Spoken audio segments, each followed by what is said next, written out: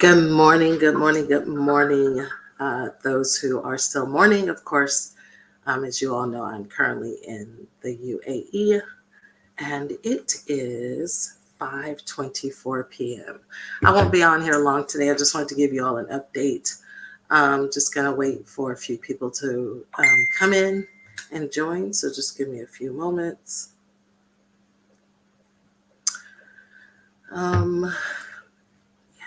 In 1 minute, I'll actually start. I'm actually going to make it real brief and real quick because I will be going live every day until a change comes. Give me a moment. Have just a few more seconds.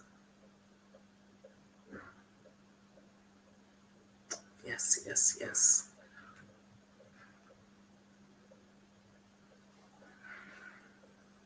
How's everyone doing today? I hope well.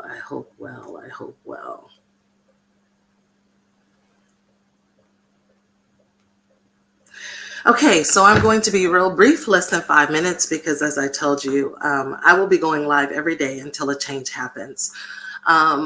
Good morning, everyone. I am Alonda Kusimo, who began to share with you our journey with my husband, visa application, and the whole process with immigration, and just the things that have happened over the last 2 years. Yes, I said 2 years. So I'm going to break this down because I think probably my last video was too long, but I wanted to give you some backstory as well as to bring you current as to what was going on and where we are now. So I'm going to go live every day just to give you snippets about the things that we have encountered, the things that we have gone through.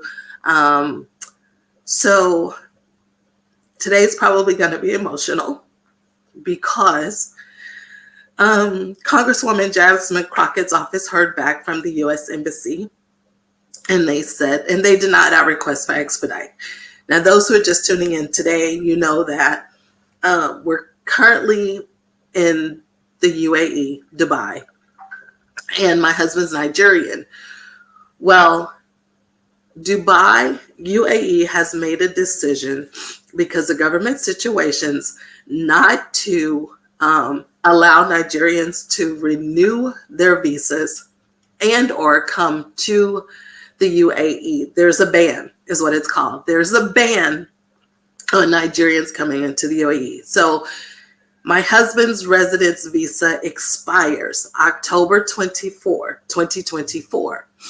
What that means is my husband then has to leave UAE. However, our immigration application for him to come to the States is in the UAE. So the expedite request was for them to allow him to go ahead and have an interview before he has to leave the UAE. Once he leaves, he can't come back. So even when they do approve him to have his appointment, he can't come back into the country to actually have the interview. So we're in a catch-22. So Congresswoman Jasmine Crockett's office has been reaching out and going. So we received a letter day before yesterday stating that in the fairness of other people, they have to deny the expedite request. Now, it's not, my husband cannot go back to Nigeria right now. It's not safe. It's not safe for me to visit him in Nigeria. If you know what's going on, then you will understand. If you don't, please Google. You'll find out everything that's going on between sex trafficking, harvesting body parts, everything that it is. So there's nothing else we can do at this point. So we keep talking about immigration. We keep talking about this border.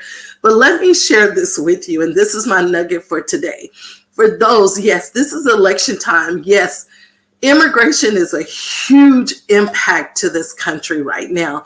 And it is an impact for me. And it is huge when it comes to elections for 2024. I understand it now because I'm living it.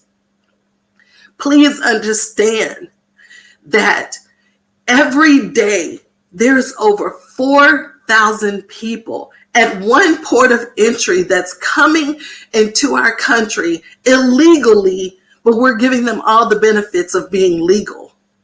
What do you mean, Yolanda? What I'm saying is when a person crosses that border, and I'll use Canada, comes through the Canada border into New York taxpayers' money pays an individual adult a stipend of $5,000 a month. Plus they get Medicare and they get food stamps. To the average American who's living in America, cannot even get a job that pays them $5,000 a month, that keeps their integrity intact.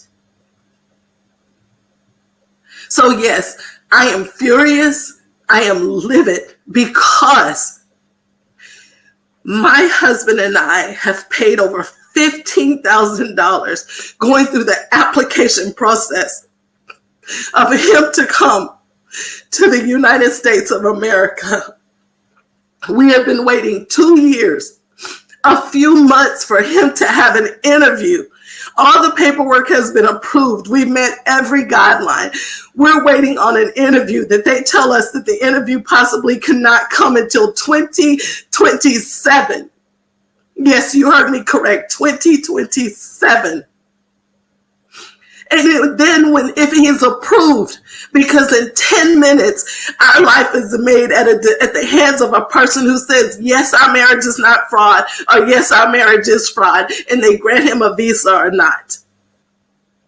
So for 2 more years, you want us to wait for me to sit in front of, for him to sit in front of someone to say, yes, your marriage is legit, or no, at the mercy of one person, less than 10 minutes. And we've waited for almost 2 years. So yes, I am livid because when my husband is granted a visa, now you heard me just tell you that what the illegals receive. My husband who will come in legally cannot get financial aid, cannot get public assistance, but he can get a job and contribute to the tax base. So I don't know if you know, or we're just sitting in silence and choose not to look at the issue and really understand what's going on with immigration. But I am livid. I am livid because we're doing the things legally. And it's like we're being penalized for doing things legally. When anytime you talk to someone, they'll say, well, suggest that he does things illegally. We're not doing things illegally. So yes, I am livid. My tax dollars, because I still have residence in the United States. I still own a home in the United States. But I'm having to be here because part of the process is that every 3 months, my husband and I have to prove that we're together, we're seen together, we're holding each other together to justify to this person in the U.S. Embassy that our marriage is legitimate. And don't get me wrong, I know that there's fraud out there. I do. I promise you I do. But for me, I am livid because my tax dollars is paying for someone illegally to come in and receive benefits while we're sitting here waiting for me and my husband, for him to be granted. And trust me, this fight is not just about me and my husband. It's about the other 438,000 plus people who are waiting for an appointment. 438,000 people that I know that I can put in front of this camera that have been waiting 13 years for an interview, a 10-minute interview, 13 years. So you want to talk about immigration? You want to talk about the border? No, talk about the process. Talk about the process. The process is broken. So yes, for me, it is critical This is why we need elected officials in office who are going to make a difference. And I don't mean make a difference for adding another accolade or another title behind your name, but getting in and doing the work in legislation. So if you don't like the way a person delivers the message, you don't like the way they're saying it, remove the tone and look at the comment. Look at what they're fighting for. Congresswoman Jasmine Crockett's office gets it. However, the people that are beyond her office, they don't get it. They don't get it. So yes, I'm livid because right now, as of today, there's nothing else that can be done. Her office can't do anything else per the email that we received. And that's the other thing. You can't talk to anybody. We're not allowed to even contact the embassy for 1 year. Who does that? Yet and still illegals come across that border day after day, minute after minute, and they come and we're like, oh, well, they're all just desperate. I'm not saying that they're not, but there are some that are not desperate, but choose not to sit and go through the process that we're going through, and they come across the border illegally, and then they're given legal benefits. So basically, we have people who are illegals. Illegal legals. Yes, that's what Pop Woody used to call them, illegal legals. My tax dollars is paying for someone to come across this border illegally. And I can't even get our system to do what it's supposed to do.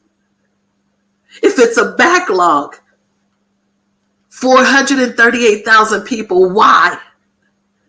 438,000 waiting for an interview. Paperwork's cleared. Everything's been done. They've met every criteria. 438,000. And you're telling me that my husband will not possibly have an interview until 2027? Oh, and let me throw this nugget in there for you. The application expires in 2025. So that means we'll have to start all over. So there won't be a 2027. The games that our government is playing with this whole immigration. Yes, it needs to be an immigration reform. One hasn't happened since 1986. What has technology done? So why are we still handling things antiquated? In the fairness of other people? And you understand that he has to leave this country. And when you do decide in 2027 to give him an appointment, he can't even come back into your country for an appointment. So that's all I have for today, y'all. I'm really frustrated. I'm really upset. I don't understand it. And I do know the word of God that says my ways are not his ways and my thoughts are not his thoughts. So I never give up on God working on our behalf. But I also know that faith without works is dead. So I'm going to go live every day. I'm going to share this to every legislator. I'm going to share this to Vice President Harris,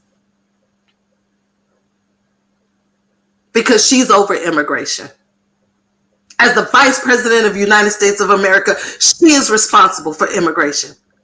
The borders, that's under her jurisdiction.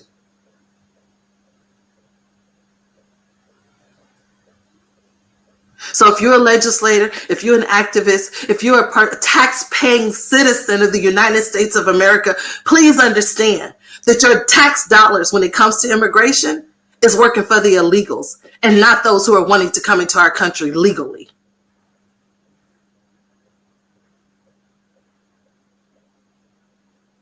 If you have questions, you can inbox me. You can call me 214-642-1593. Please call me. But I will be here every day until a change comes with my husband's application. So everyone, have a good morning. Have a good day. And I'll always say, smile. You owe it to yourself. No one does it better than you. Bye for now.